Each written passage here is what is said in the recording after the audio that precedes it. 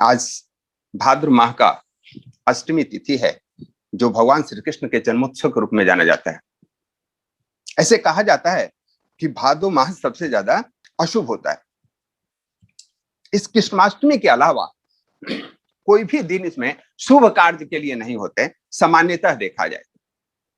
यानी हमारी तिथि व्यवस्था के रूप में, हमारे व्यापार की गिरावट के रूप में यह भादो महीना सबसे दुष्कर माना जाता है। लेकिन जब किसी महापुरुष का पराक्रम इतना हो कि कोई भी घड़ी शुभ हो या अशुभ हो, जब उनका प्राकट्य होता है तो वह घड़ी शुभ बन जाती है। हमारे श्री कृष्ण वैसे ही थे। गोकुल के कनकन में किलोल करने वाले उस श्री कृष्ण का जीवन बड़ा ही अद्भुत रहा है। हम इनकी कहानियों पे कम बात करेंगे, हम इनके व्यक्तित्व पे बात करेंगे, क्योंकि कहानियों का सबका अपना अपना स्वरूप है। कहानियां सत्य थी, असत्य थी, मानना चाहिए, नहीं मानना चाहिए, बहुत सारे मिथक्स होते हैं। लेकिन हमने उनके जीवन से क्या मिलता है, क्या देखने को मिलता है, हम इस पे बात करेंगे वन स्टेप लेकर। अगर हम श्री कृष्ण के बालपन की बात करें तो बालक कैसा होता है, हम बालक के किस स्वरूप को सबसे सुंदर मानते हैं? सौम्य, चुप रहने वाला, या नटखट बालक, शरारती बालक? अगर बालकपन में शरारत न करे तो फिर बालक की वह प्रतिभा नहीं निखरती। बच्चा शरारती होना ही चाहिए, और श्री कृष्ण भगवान जैसा शरारती बच्चा आज तक नहीं हुआ। यस, इनकी कविताएं आप लोगों ने पढ़ी होगी, मैया मोरी मैं नहीं माखन खायो। यानी मुख में माखन लगा हुआ है और मां से बोल रहे हैं कि मैंने माखन नहीं खाया है। एक ऐसा शरारत जो गांव के सारे बच्चों को इकट्ठा करके और पूरे घरों में चोरी करते हैं। चोरी किस चीज की? वस्त्र का नहीं, आभूषण का नहीं, चोरी करते हैं माखन का। और हम लोग भी बचपन में वही बोलते थे, खाने के चीज की चोरी को चोरी नहीं कहते। भगवान श्री कृष्ण ने भी यही किया था। यस, उस समय की समाज की बात करें कि कितना खुला समाज था, बच्चे किसी के घर में घुस के कुछ भी खा सकते थे। उस समय बच्चों की मंडली की अगर हम बात करें तो कहा जाता है कि नंद बाबा के पास 1,00,000 गाय थी। वो अपने ग्राम के सबसे समृद्ध व्यक्ति थे। और सुदामा सबसे गरीब ब्राह्मण का लड़का, जिसके पास 1 गाय थी। लेकिन जब माखन की चोरी बच्चा करता है तो सारे शाखा मंडली एक साथ घूम रहे होते हैं। कोई विभेद नहीं है, कोई समाज का स्तरीकरण का जो भेद हो जाता है, एक धनी का, एक गरीब का, एक ऐसे समाज का नेतृत्व कर रहे हैं बाल कृष्ण। कहानी आगे बढ़ती है, किशोरावस्था में प्रेम में प्रवेश करते हैं और उस समय प्रेम प्राकट्य होता है। यस, अगर दुनिया में सर्वश्रेष्ठ प्रेम का कोई उदाहरण है तो वह राधा कृष्ण का प्रेम है। एक ऐसा प्रेम जिसमें कोई प्रतिबंध नहीं, एक ऐसा प्रेम जिसमें कोई छुपाव नहीं, एक ऐसा प्रेम जिसमें कोई अपेक्षा नहीं, कोई उपेक्षा नहीं। प्रेम सिर्फ प्रेम ही हो सकता है, प्रेम का कोई रिप्लेसमेंट नहीं हो सकता।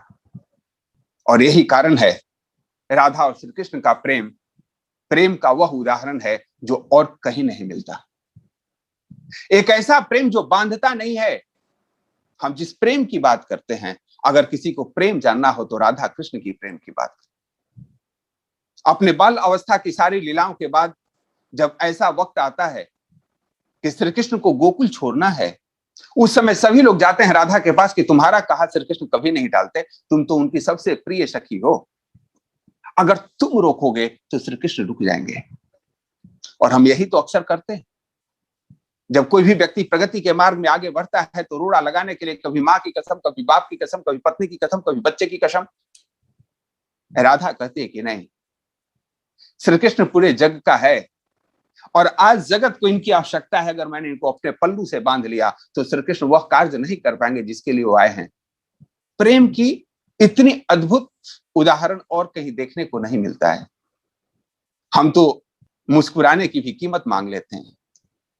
हम तो, मैं तुमसे, अगर तुम मुझसे प्रेम करते हो तो यह काम करो, कंडीशन। प्रेम का मतलब होता है अनकंडीशनल लव। वह श्री कृष्ण और राधा के जीवन से प्राप्त होता है। श्री कृष्ण एक संगठनकर्ता के रूप में अगर देखा जाए तो जो भी कार्य करते हैं क्रेडिट किसी और को देते हैं। गोवर्धन पर्वत उठाया, सबको पता है श्री कृष्ण के प्रताप का बल था। उन्होंने एक अपनी कनिष्ठ उंगली पे पर्वत को उठा रखा था, लेकिन वो सबका आह्वान करते हैं। जितने उनके साथ ग्वाल वाल थे, गोपियां थी, सबको बोलते हैं अपने अपने लाठी से उसको सहारा दो। सबका सामूहिक बल ही उसको उठाया और क्रेडिट देते हैं हम सबने मिलकर के पर्वत उठाया। ध्यान रखिए, हम लोग क्या करते हैं, एक छोटा सा भी कार्य करते हैं, सहयोग खुद होता है, अपना क्रेडिट लेने के लिए भाग रहे होते हैं। काम छोटा किए, क्रेडिट फुल चाहिए, और श्री कृष्ण के जीवन में काम पूरा किए और क्रेडिट दूसरों को दिए। यह जीवन में अगर कोई टीम लीडर की अगर व्याख्या की जाए, गुण किया जाए, गुण के बारे में सोचा जाए, विचार किया जाए, तो श्री कृष्ण के जीवन से सीखने का चीज है। समय आगे बढ़ता है, जीवन की जिम्मेवारियां बढ़ती जाती है। बाल गोपाल मथुरा पहुंचते हैं। एक ऐसे सत्ता से संघर्ष है जो उस समय का सबसे ताकतवर व्यक्ति है, सबसे क्रूर है, सारी सत्ता उसके पास है और जीवन का उसका एक ही मात्र लक्ष्य है, श्री कृष्ण को समाप्त करना। वह जानता है श्री कृष्ण भी कम ताकतवर नहीं है, उसके सारे अस्त्र शस्त्र, राक्षस राक्षसी सारे नष्ट हो चुके हैं श्री कृष्ण के सामने। दो स्थितियां बन सकती है, श्री कृष्ण अपने चक्र सुदर्शन से सेना सहित समाप्त कर सकते हैं। दूसरी स्थिति थी कि सिर्फ उसको मारो जिसको मारने से काम बन जाए, और यही श्री कृष्ण के पूरे जीवन का मूल रहा है। उन्होंने सेनाओं को समाप्त करने में, लोगों को समाप्त करने में ज्यादा रुचि नहीं दिखाई है। कंस के दरबार में जाकर के और वहां कुश्ती का आयोजन होता है, जो इनको मारने का षड्यंत्र था, वहां वो कंस का वध करते हैं। उसके बाद स्थिति क्या आती है, उस पर विचार कीजिए। जीवन के महानतम व्यक्ति क्या क्या किए हैं। अब स्थिति वहां है, जो राजा को मारता है वही राजा बनता है, जो ताकतवर है वही राजा बनता है, लेकिन उन्होंने उस राज को स्वीकार नहीं किया। राजपाट उस व्यक्ति को सौंप दिया जिससे कंस ने छीना था, महाराजा उग्रसेन को, जो इनके नाना जी भी थे। यानी जब ताकत हो उस समय सत्ता हो, यह आवश्यक नहीं है, क्योंकि जिसकी मनसा साफ होती है उसको सत्ता नहीं चाहिए, उसको व्यवस्था चाहिए। व्यवस्था वो संभालते हैं, नियम कानून उस समय के अनुरूप समाज के लिए क्या चाहिए उसकी वो व्यवस्था करते। स्थिति यही नहीं रुकती है। आप जीवन में जब जब आगे बढ़ते हो तब तब आपके सामने चैलेंज जाते हैं, और भगवान श्री कृष्ण के भी जीवन में आए। कंस के जितने सहयोगी थे, जितने रिश्तेदार थे, जितने उसके दुष्ट दोस्त थे, उन लोगों ने गठबंधन करके मथुरा पे आक्रमण करना शुरू किया। यस, जरासंध, काल यवन, शिशुपाल, ये उन दुश्मनों की सूचियां थी जो श्री कृष्ण को समाप्त करना चाहते थे। अब वहां संघर्ष की दो स्थिति थी, या तो द्वारिका की सेना युद्ध करे और उनको परास्त करे। आप लोगों ने सुना होगा, रणछोड़ एक नाम श्री कृष्ण भगवान को दिया गया। यवन देश का राजा काल यवन इन पे आक्रमण करता है। काल यवन की पूरी सेना द्वारिका को समाप्त करने के लिए उद्धत है, और पता है उसको वरदान मिला हुआ है, कोई भी अस्त्र शस्त्र से उसको मार नहीं सकते। अब काल यवन की सेना के आमना सामना होता है। श्री कृष्ण भगवान कहते हैं बलराम से, दाऊ भाग चलते हैं। दाऊ कहते क्या कर रहे हो, पूरे विश्व की शक्ति तुम्हारे पास है, भागोगे बेइज्जती हो जाएगी। क्या तुम रणछोड़ कहना चाहते हो, युद्ध में भागा हुआ कायर कह जाना चाहते हो? और बोले हाँ, क्या फर्क पड़ता है?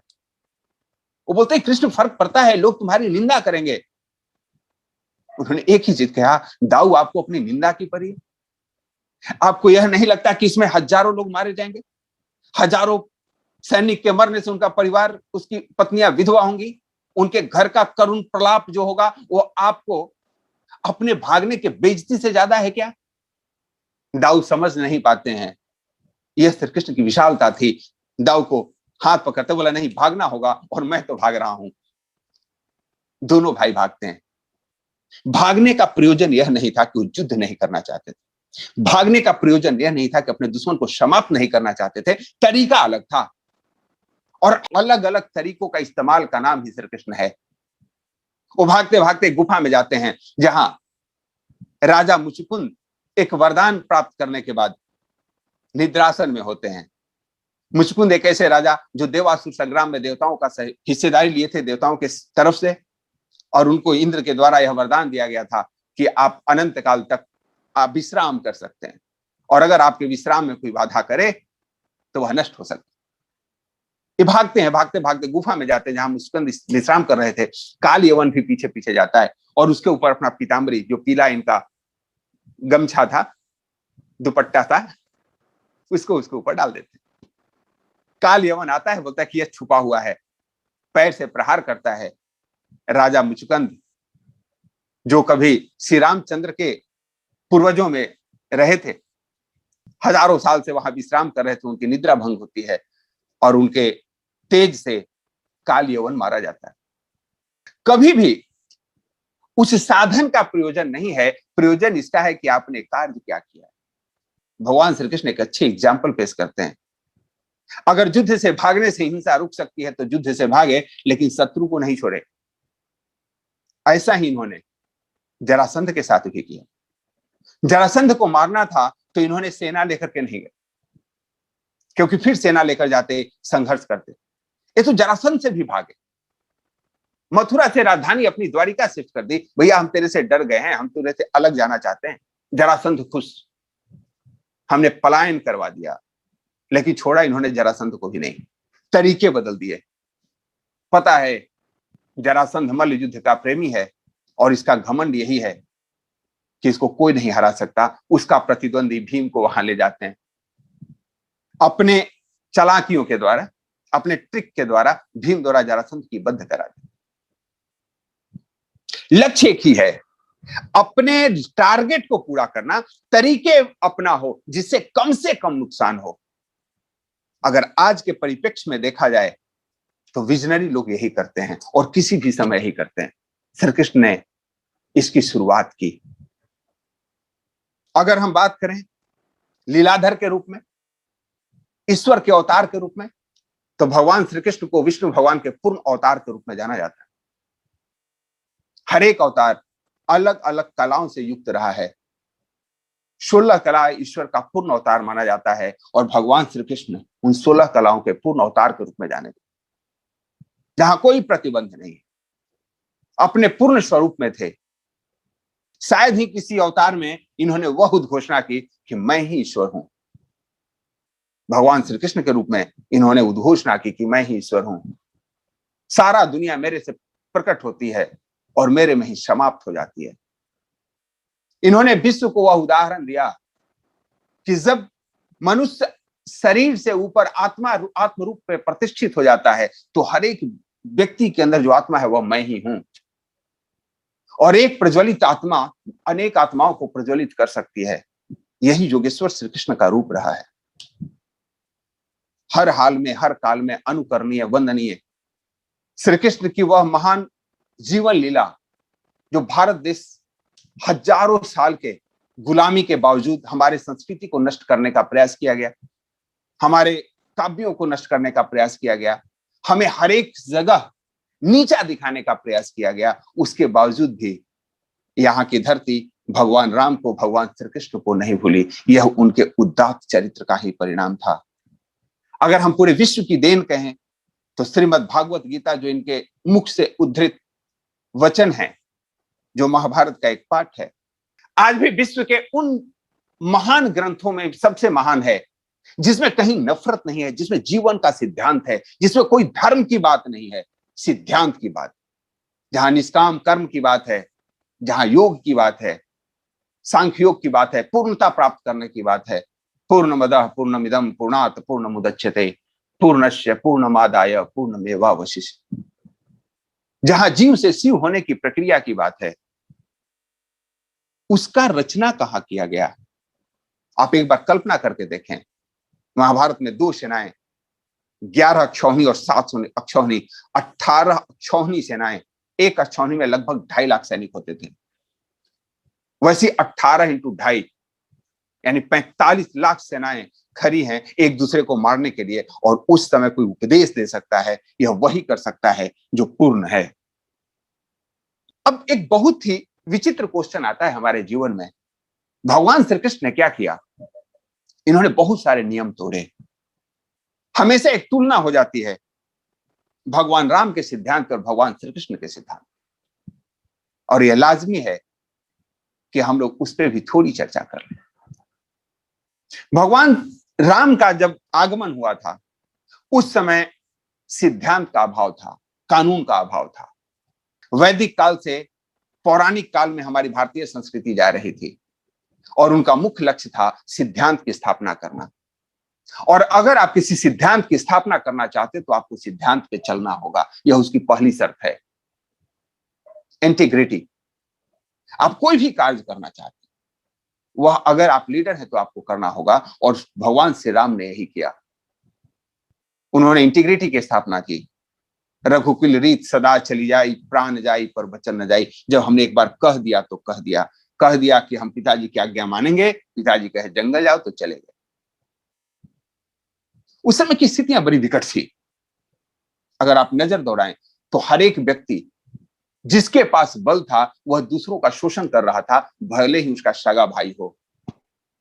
चाहे उदाहरण किष्किंधा नरेश बाली का हो या लंका नरेश रावण का। अपने भाइयों पे जुर्म कर रहे थे, उनके पत्नियों को बलात् अपने साथ रखे हुए। भगवान राम के रूप में उन्होंने उस चीज को तोड़ा, लोगों को दंडित किया। बाली को अगर वध किया तो उसकी सत्ता उसी के भाई को सौंप दी, उसी के उत्तराधिकारी को सौंप दी। रावण का वध किया, विभीषण को सत्ता सौंप दी। वो सत्ता लोलुप नहीं थे, सिद्धांतों की स्थापना कर रहे। वापस आए अपने हाथ। ये भी चार भाई थे। इतिहास में पहला बार कोई राजा अपने पूरे भूखंड को चार भागों में बांटता है, चार भाइयों में बराबर बांटता है। उन्होंने इसकी स्थापना की, इसकी व्यवस्था की। लेकिन जब आप नियम स्थापित करते हो तो आपको अपने प्रति बहुत ही क्रूर होना पड़ता है, और क्रूरता का वह दंड भगवान श्री राम ने स्वयं भी भुगता। लोगों के चुगली के कारण, जो आज का टॉपिक था, जो कल होने वाला है, अपनी गर्भवती पत्नी को, जिसके बारे में इनको पूरा पता था कि वह पवित्र है, सिद्धांत की स्थापना के लिए उनको जंगल छोड़ना पड़ा। क्यों? वचन में बंध गए थे, मैं प्रजा के अनुरूप शासन करूंगा, और प्रजा दिग्भ्रमित हो गई थी। दंड अपने आप को दिया। आज के राजाओं की तरह नहीं, एक पत्नी को निष्कासित की, दूसरी पत्नी कर ली। उस दंड को स्वयं भी भोगते रहे। श्री कृष्ण के समय स्थिति बदल गई। श्री कृष्ण भगवान के समय स्थिति यह थी कि सारा चीज का स्थापना था, सारा रूल कानून था, लेकिन लोग रूल के साथ खेलने लग गए थे जैसे आज के लोग खेलते। कानून तोड़ने वाले कानून का ही सहारा लेकर के बच जाते हैं। हमने उदाहरण देखा है, लोग घोटाला करते हैं और उसी कानून के प्रक्रिया से जमानत पे जमानत, जमानत पे जमानत, पूरे जीवन निकालने का प्रयास करते हैं और निकाल लिया करते। श्री कृष्ण भगवान ने उस समय रूल तोड़ना शुरू किया, और वो इसी के लिए जाने जाते हैं। जो नियम का पालन करता है उसके लिए नियम से पालन किया जाना चाहिए। जो नियम का पालन नहीं करता है उसको नियम मनवाने के लिए अगर नियम तोड़ना पड़े, यह श्री कृष्ण की नीति थी। महाभारत का युद्ध इसका जीता जागता उदाहरण है।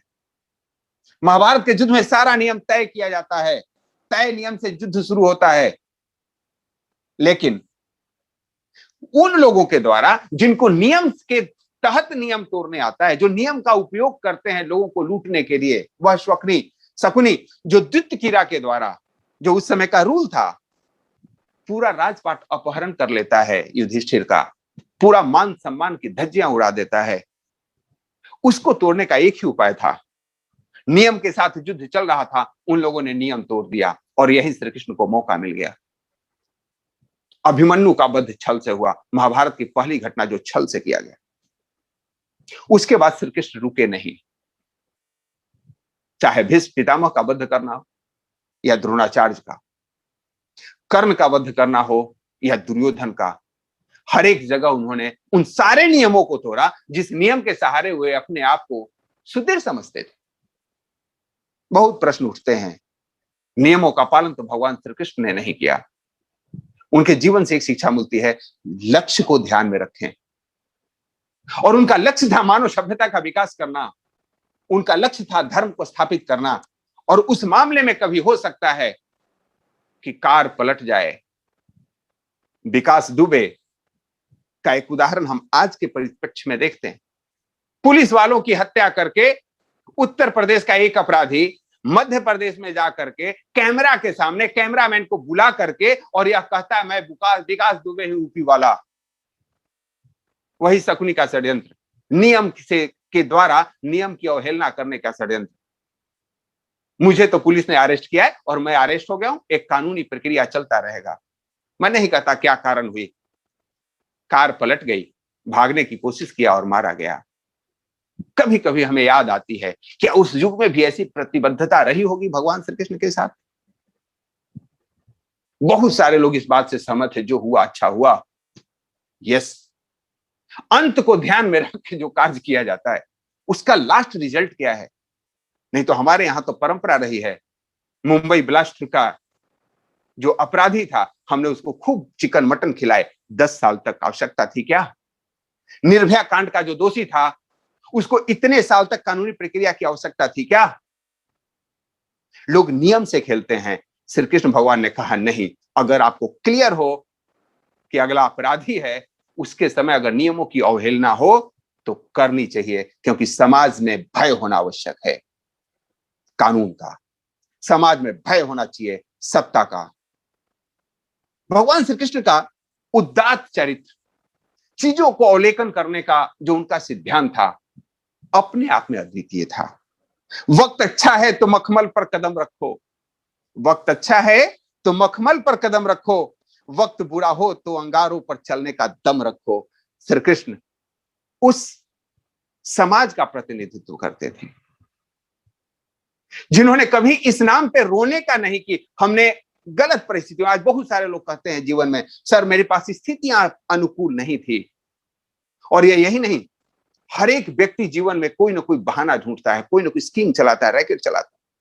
बहुत बहाने थे श्री कृष्ण के पास। अरे भाई मैं क्या कर लेता, मेरा तो जन्म ही जेल में हुआ था, मैं क्या कर लेता, मैं तो गवालों के बीच में पढ़ा था, मुझे तो पढ़ाई लिखाई की कोई व्यवस्था नहीं थी, मैं क्या कर लेता। हार नहीं मानी। दोस्तों, हम में से जितने भी लोग हैं यहाँ पे उपस्थित, किसी की भी स्थिति उतनी खराब नहीं थी जितनी भगवान श्री कृष्ण की थी जन्म के समय। माता पिता जेल में हैं, किसके द्वारा? सगे भाई के द्वारा। जन्म लेने के बाद भी हजारों दुश्मन खड़े हैं।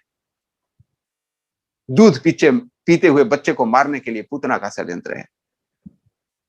बकासुर के लेकर के तटकासुर तक कितने राक्षसों के नाम सम्मिलित हैं उनको समाप्त करने के लिए। उन परिस्थितियों से बचते बचाते अपने आप को अपडेट करते हुए विश्व पटल पे सबसे सशक्त के रूप में जब प्रकट हुआ भगवान श्री कृष्ण का, तो हर एक आम आदमी के जीवन में यह सोचने के लिए जरूर मजबूर कर सकता है कि हमें तो उतनी तकलीफ नहीं है जो भगवान श्री कृष्ण ने झेली है। महाभारत के युद्ध के लास्ट के समय में श्री कृष्ण और कर्ण का जब संवाद होता है, वह इसी बात पे है। जब कर्ण का अंत समय आता है, प्रश्न पूछता है कर्ण, हे वसुदेव, मुझे किस चीज का दंड मिला है? अगर यह माना जाता है कि आप परमात्मा हो, तो क्या इसके लिए आप दोषी नहीं हो? आपको पता नहीं है कि हमारी जन्म किस परिस्थिति में हुई है? जन्म लेते ही मेरी मां ने मेरा त्याग कर दिया था। मुझे उचित शिक्षा के लिए गुरु द्रोणाचार्य के पास गए तो गुरु द्रोणाचार्य ने मना कर दिया था। मैंने छल से विद्या सीखने की कोशिश की तो परशुराम जी ने शिक्षा देने के बाद मुझे शापित कर दिया था।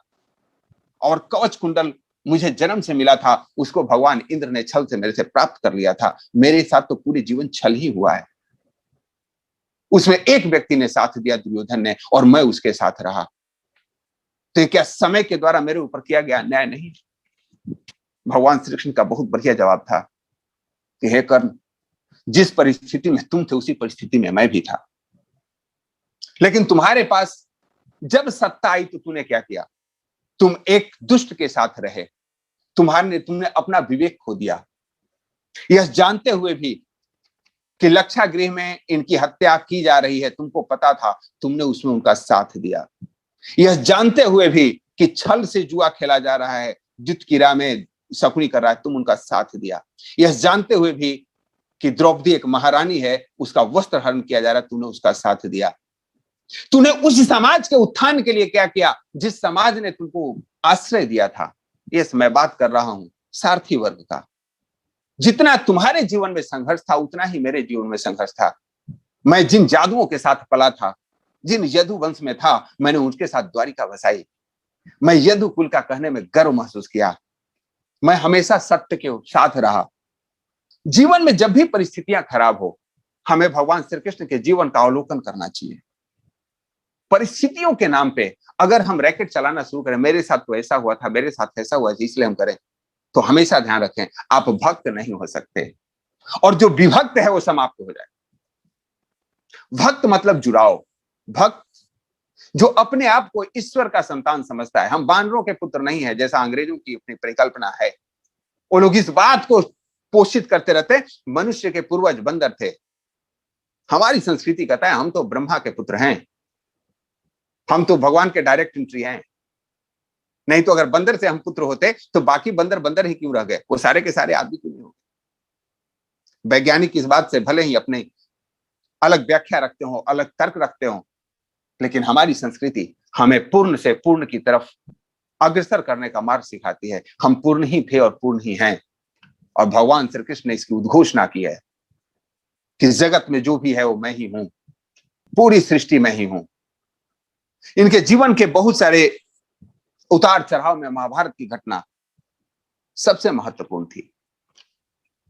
एक वह व्यक्ति जो पूरा जीवन युद्ध को टालता रहा हो, पूरा जीवन जो युद्ध को टालता रहा हो, चाहे युद्ध जरासंध के साथ हो या काल यवन के साथ, युद्ध की विभीषिका से भाग करके भी कोशिश किया उन्होंने कि युद्ध टले, मैं भले ही रणछोड़ हूं, कम हिंसा हो। उन्होंने महाभारत में 18 अक्षौहिणी सेनाओं को मरने दिया। जब परिस्थितियां ऐसी हो जाए कि पूरा समाज स्त्री विरोधी हो जाए, पूरा समाज शोषण पे आ जाए, तो फिर श्री कृष्ण का जैसा संकल्प होना चाहिए नई सृष्टि लिखने का। यस दोस्तों, यही तो हुआ था। कुरुराज के अंदर विश्व के सारे महारथी इकट्ठे थे और द्रौपदी का चीरहरण हो रहा था। एक अबला नारी चिल्ला रही थी, 5 महापुरुषों का सर नीचे था और 100 भाई प्लस उनके 20-50 नाना चाचा फूफा मामा उसके दृष्टा बने हुए थे। स्त्री का शोषण हो रहा है और सारा समाज चुप है, मूक है। कोई इसलिए लाचार है कि मैं जुआ में हार गया हूं, कोई इसलिए लाचार है कि मैंने वचन दे दिया है, कोई इसलिए अपना बदला ले रहा है कि आज मौका मिला है, इस स्त्री ने मेरा अपमान किया था, आज इसको मैं नंगा देखना चाहता हूं। श्री कृष्ण ने संकल्प लिया उसको बचाने का, और न सिर्फ उन्होंने उसको बचाया, उन्होंने प्रण लिया कि यह सभा में जितने लोग हैं उन सब की समाप्ति होगी, और उन्होंने इस चीज को इंश्योर किया। श्री कृष्ण उस चीज का नाम है कि जब जब नारी की दुर्दशा समाज करेगा, उस समाज को समाप्त कर दिया जाएगा। यह उनकी उद्घोषणा रही है। यस, महाभारत के युद्ध को भी टालने का अगर किसी ने प्रयास किया था तो वह भगवान श्री कृष्ण ने किया था। मैत्री संबंध लेकर के गए थे एक अंतिम मौका देने के लिए, और महाकवि दिनकर ने बहुत बढ़िया कहा है, सबको सुमार्ग पे लाने को, दुर्योधन को समझाने को, भीषण विध्वंस बचाने को भगवान हस्तिनापुर आए, पांडवों का संदेशा लाए। दो न्याय अगर तो आधा दो, पर इसमें भी यदि बाधा हो तो दे दो, केवल 5 ग्राम रख लो अपनी धरती तमाम, हम वही खुशी से खाएंगे, परिजन पर रसी न उठाएंगे। दुर्योधन वह भी दे न सका, आशीष समाज का ले न सका, उल्टा हरि को बांधने चला, जो था असाध्य साधने चला। जब नाश मनुज पर छाता है, पहले विवेक मर जाता है।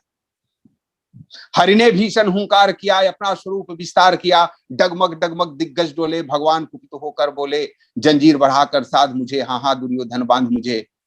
यह देख गगन मुझ में लय है, यह देख पवन मुझ में लय है, मुझ में विलीन झंकार सकल, मुझ में लय है संसार सकल। अमृत फूलता है मुझ में, संसार झूलता है मुझ में, उदयाचल मेरा दीप्त भाल, भूमंडल वक्ष स्थल विशाल, भुज परिधि बंध को घेरे हैं, मैनाक मेरु पग मेरे हैं, दीप्ते जो ग्रह नक्षत्र निकर, सब है मेरे मुख के अंदर। दृग हो तो दृश्य अकांड देख, मुझ में सारा ब्रह्मांड देख, चर अचर जीव जर क्षर अक्षर, नस्वर मनुष्य सुरजाति अमर, सतकोटि सर सिंधु मंद्र। हाँ हाँ दुर्योधन बांध मुझे, मैं हूं असाध्य तू साध मुझे। वह जो उद्घोषणा थी उसके राजभवन में, उसी दिन क्लियर हो गया था, सबका नाश किया जाएगा। जितने लोग रैकेट चला रहे थे, अपने उस मंसूबे को बना करके बैठे थे कि मैं अजर हूं, मेरे बाप ने वरदान दिया है, मैं बिना चाहे मर नहीं सकता हूं, उसको भी मारने का व्यवस्था किया भगवान श्री कृष्ण ने। जो कवच कुंडल था, मेरा कवच अभेद्य है, उसको भी भेद करने का व्यवस्था किया भगवान श्री कृष्ण ने। शकुनी के हर एक पासे का जवाब दिया श्री कृष्ण ने। ऐसे श्री कृष्ण के अवतरण दिवस पे मैं आप सबको कोटि कोटि बधाई देना चाहता हूं। श्री कृष्ण एक वह उत्प्रेरणा के स्रोत हैं जो आपको जीवन के हर एक मार्ग पे, हर एक क्षण में उनके चरित्र को समझ लेने से, जान लेने से आपको एनर्जी मिलती है। श्री कृष्ण ने उस समय शास्त्र की रचना की जिस समय विश्व के कोई भी धर्म उपस्थित नहीं हुआ था। उस समय लोगों की धर्म की पाठ पढ़ाया जिस समय बाकी धर्मों का नामो निशान नहीं था। श्री कृष्ण का वह उदात्त चरित्र था। धर्म की व्यवस्था करते समय उन्होंने कोई मूर्ति पूजन की बात नहीं की। इति धारयति इति धर्मा, धर्म मनुष्य का वह स्वभाव है जो स्व की तरफ ले जाता है। स्व मतलब आत्मा। उन्होंने आत्मबोध की बात की, संप्रदाय की रचना नहीं की भगवान श्री कृष्ण ने। श्री कृष्ण जो पूर्ण है, जो आपकी अपनी आत्मा है, जो आपके जीवन का आरंभ भी है और अंत भी है, जो आप ही का अपना पूर्ण स्वरूप है। Thank you so much.